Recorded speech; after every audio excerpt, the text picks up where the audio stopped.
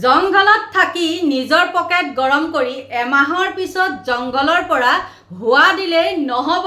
পৰেশ বৰুৱা ডাঙৰীয়া স্বাগতম জনাইছোঁ আটাইকে মোৰ আন এটি নতুন ভিডিঅ'ৰ মাজলৈ। বন্ধু বান্ধৱীসকল, আমি ন্যায় বিচাৰিছোঁ চৰকাৰক। যিকোনো প্ৰকাৰে জুবিন গাৰ্গক আমাক ন্যায় লাগে। জুবিন গাৰ্গক যোনে হত্যা কৰিছিল সেই কালপিতকেইটাক আমাক ফাঁচি লাগে। আমাৰ হ'ল সেইটোহে। কিন্তু আমিতো পৰেশ বৰুৱা ডাঙৰীয়াক কোৱা নাই যে ন্যায় লাগে, আমাক ন্যায় দিয়ক। তেওঁ হয় কোন অসমৰ যে তেওঁক আমি জুবিন গাৰ্গৰ ন্যায় বিচাৰিম? আৰু তেওঁ সম্পূৰ্ণ এমাহৰ পিছত মাজতে কি হৈছিলে জানেনে? যেতিয়া জুবিন গাৰ্গ মৰিছিলে তেতিয়া তেওঁ এখন প্ৰেছ মিট দিছিলে আৰু তাতে তেওঁ কিছুমান কথা ক'লে, কৈ পেলাই সামৰি সুতৰি থৈ দিলে। মানে এইটো দুৰ্ঘটনাবশতঃ মানে হৈছে আৰু জানেই বেমাৰটো উক দিছে, পানীত কিয় যাব লাগে কিব লাগে এইবুলি কৈ পেলাই থৈ দিলে। কিন্তু তেওঁ তথাপিও নক'লে সিদ্ধাৰ্থ বা শ্যাম কানু মহন্তহঁতে নিছিলে কিয় এনেকুৱা কৰিলে সেইটো কিন্তু নক'লে। আৰু এতিয়া কি হৈছে জানেনে? সেইখিনি কৈ পেলাই তেওঁ চুপচাপ আছিলে। যেতিয়া ছ'চিয়েল মিডিয়াত ওলাই গ'ল যে পৰেশ বৰুৱা ডাঙৰীয়াই কিয় ন্যায়ৰ ওপৰত এষাৰো মাত মতা নাই, তেতিয়া তেওঁ জংঘলৰ পৰা হোৱা দিছে। কেনেকৈ হোৱা দিছে জানেনে? তেওঁ কৈছে যে ন্যায় বিচাৰিলেই ন্যায় পায় নেকি?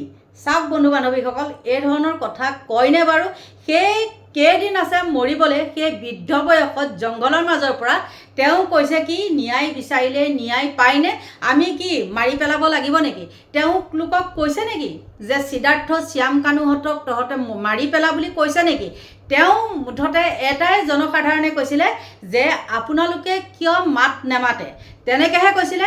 ময়ো বনাইছিলোঁ সেইটো ভিডিঅ', মোৰ ছ'চিয়েল মিডিয়াত বহুত ভাইৰেল হৈছে। সেইটো ফেচবুকত মিলিয়ন সেইটো আহিছে। তাৰপিছতে কি হৈছে জানেনে? পৰেশ বৰুৱা ডাঙৰীয়াই এতিয়া কোনোবা সাংবাদিক কোনোবা কিবা এইবিলাকৰ লগত কি কৰিছে, তেওঁ অলপকৈ টুকুৰকৈ মানে হোৱা দিছে বুলিয়ে ক'ব লাগিব। জংঘলৰ মাজৰ পৰা কোনে হেৰি থাকে, কিবা হাবিত কাহে ওলাই নাহে, ঠিক তেনেকুৱা। আৰু তেওঁ জংঘলৰ মাজত থাকি কি দেশ স্বাধীন কৰিব নেকি? আপোনালোকে কওক।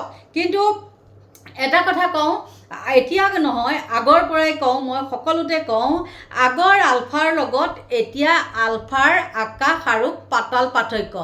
আগৰ আলফাসমূহৰ নিজৰ পকেট গৰম কৰা চিন্তাটো নাই, নিজৰ ল'ৰা ছোৱালীয়ে কি কৰিছে নকৰিছে নাই, মুঠতে দেশৰ স্বাৰ্থত যিকোনো বেয়া কামত মাত মাতিছিলে। মই একদম সঁচা কথা কৈছোঁ, আমি যেতিয়া সৰু হৈ আছিলোঁ, ধৰক 8, 9, 10 এনেকুৱাত, আৰু তেতিয়া কি হৈছিলে জানেনে? ৰাসত মানে প্ৰথম আলফাৰ আৱিৰ্ভাৱ হৈছিলে। ৰাসত তেতিয়া মানুহে কৈছিলে, সি মনত আছে, কৈছে যে আলফা বুলি এজাত ওলাইছে, তাত জুৱা খেল, মদ খোৱা, ভাং খোৱা এইবিলাক বেয়া কাম কৰিবলৈ নিদিয়ে, খুব পিটাপিটি হৈছে বুলি তেতিয়া আমি শুনিছিলোঁ। তাৰপিছতে সেইবিলাক দেখিলোঁ আৰু সকলোৰে লগত শুনিলোঁ। আলফাৰ পৰা চালফা হ'ল। কিছু লোকে গমেই পায় আপোনালোকে, হৃদেশ্বৰ শইকীয়াৰ দিনত তেওঁ আলফাৰ পৰা চালফা হৈ পেলাই বহুতক চাকৰি বাকৰি দিছে। যি নহওক ভাল হ'ল আৰু বহুত ল'ৰা মৃত্যুমুখত পৰিলে, মৃত্যু হ'ল। কিন্তু তেতিয়া সেইবিলাক আলফা আকৌ বেলেগ আছিলে, ট্ৰেইনিং দিয়ে কিবা এইবিলাক কিবা কিবি বহুতখিনি চাই চিন্তিহে আলফাত জইন কৰিছিলে। কিন্তু এতিয়া মানে জাহা তাহা জইন কৰিবও পৰা হ'ল, মানে কোনো একো নাই আৰু। ট্ৰেইনিং দিয়ে নে নাই সেইবিলাকতো বাদেই দিয়ক। আৰু দুদিনমান যোৱাৰ পিছতে আপোনালোকে খবৰ পাই যাব, আমুক আলফাজন মৰিলে, তামুক আলফাজন মৰিলে। একেবাৰে মই অপ্ৰিয় হ'লেও সত্য কথাটো কৈছোঁ, কিমান মানুহৰ শিৰৰ সেন্দুৰ মহিলাসকলৰ মজ গ'ল, কিমান মাতৃৰ বুকু উদং হ'ল, কিমান ল'ৰা মানে হত্যা কৰা হ'ল। আৰু তাত যোৱাৰ পিছত কি কয়, যেতিয়া হত্যা কৰা হয় তেতিয়া পৰেশ বৰুৱা ডাঙৰীয়াই জংঘলৰ মাজৰ পৰা কয়, আইন বিৰোধী কাৰ্যকলাপ কৰাৰ কাৰণে আমি এনেকুৱা কৰাটো হয়। আপোনালোকে কওকচোন, এইষাৰ কথা কয় নে নকয়?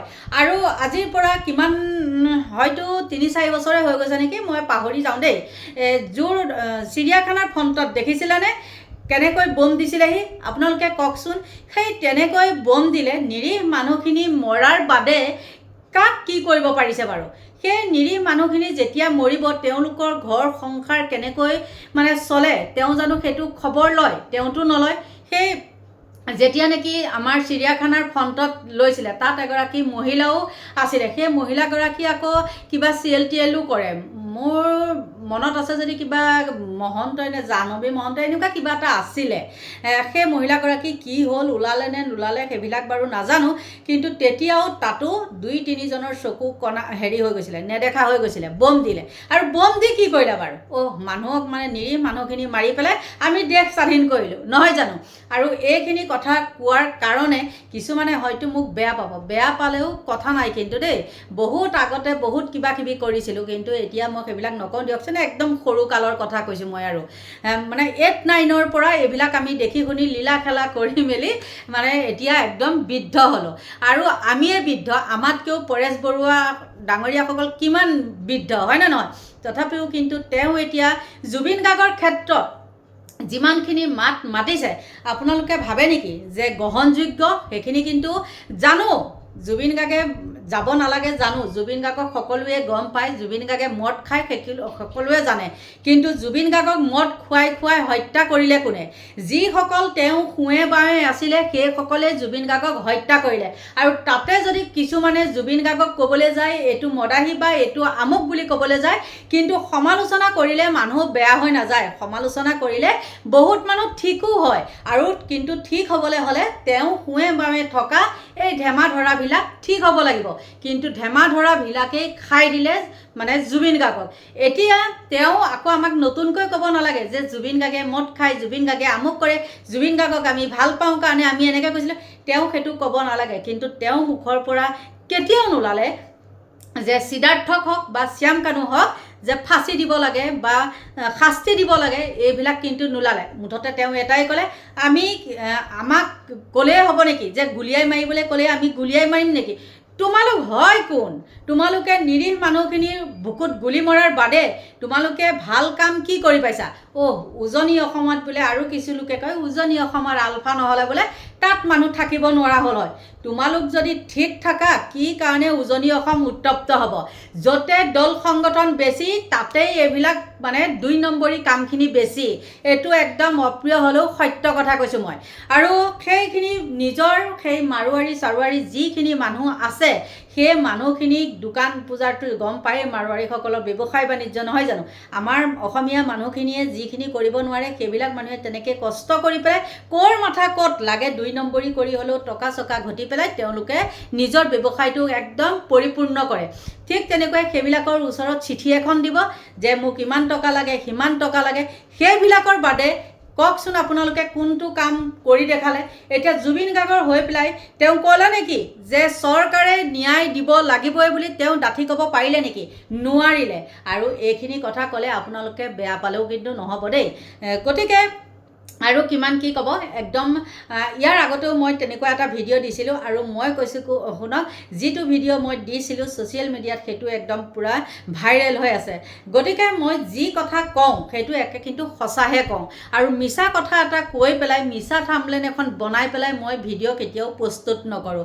গতিকে এইখিনি আছিলে বন্ধু বান্ধৱীসকল, আমাক মাত্ৰ জুবিন গাৰ্গৰ ন্যায় লাগে। সেইটোৰ বাদে আমাক এইবিলাক বেবেৰী বাং কথা, জুবিনৰ সমাধি ক্ষেত্ৰত মদ পাইছে, জুবিনৰ আমুকত মদ পাইছে, ঠিক আছে। তেতিয়াহ'লে আপোনালোকে কওকচোন চৰকাৰে, আপুনি পৰেশ বৰুৱা ডাঙৰীয়া, আপুনি কওক বোলে জুবিন গাৰ্গে যেতিয়ালৈকে ন্যায় নাপায় তেতিয়ালৈকে সকলো মদৰ দোকান বন্ধ থাকিব লাগিব। ক'ব পাৰিবনে আপুনি?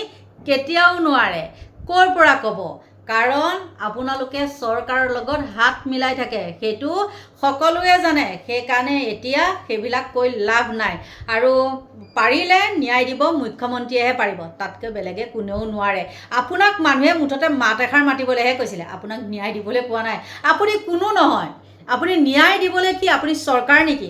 জংঘলত থকা মানুহ এজনে কি ন্যায় দিব পাৰিব নেকি? এইখিনিয়ে আছিলে মোৰ ক'ব লগা। সদৌ সকলো বন্ধু বান্ধৱীকে কৈছোঁ, মই যদি কিবা ভুল কথা কৈছোঁ আপোনালোকে মোক কৈ দিব, মই বেয়া নাপাওঁ।